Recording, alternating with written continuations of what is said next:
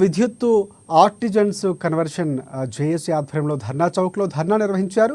ఆర్టిజన్స్ను conversion చేస్తే సంస్థలపై ఆర్థిక భారం పడదని, రెగ్యులర్ పోస్టుల్లో కన్వర్షన్ చేయాలని డిమాండ్ చేశారు. ఇక 18 ఏళ్లకు పైబడి పనిచేస్తున్న కాంట్రాక్టు ఉద్యోగులు పర్మనెంట్ చేస్తామని నాటి సీఎం కేసీఆర్ ఉద్యమ సమయంలో హామీ ఇచ్చారు. అయితే రిటైర్మెంట్ సర్వీస్ అయితే గ్రాట్యుటీ లేదు. రిటైర్డ్ అయిన క్షణం నుంచి ఉపాధి లేక కుటుంబ పోషణకు కూలీలుగా మారుతున్నామంటూ ఆవేదన వ్యక్తం చేశారు.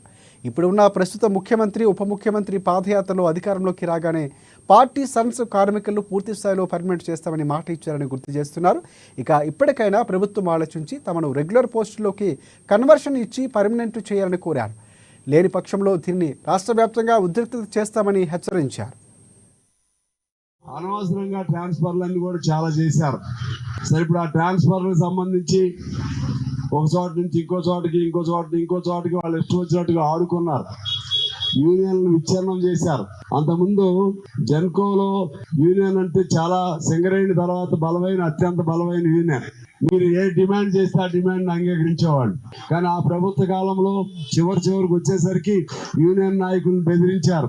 అదే విధంగా సమ్మె చేస్తా ఉన్న వాళ్ళని డిస్మిస్ చేశారు. సమ్మె కాదు, మాకు ఇది కావాలని అడిగిన వాళ్ళని డిస్మిస్ చేశారు.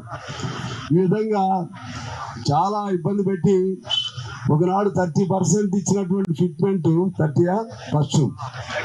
35 ఇచ్చిన దాన్ని 7కి తీసుకొచ్చారంటే వాళ్ళ దుర్మార్గం ఎంతో, వాళ్ళ దౌర్జన్యం ఎంతో, మన పట్ల వాళ్ళకున్న నిర్లక్ష్యం ఎంతో, వీళ్ళు మమ్మల్ని ఏం చేయలేరు అనే భావనతో వాళ్ళు చేశారు. మేము మొన్న అనేక సందర్భాల లోపల ప్రభుత్వానికి అర్జీలు పెట్టుకున్నాం.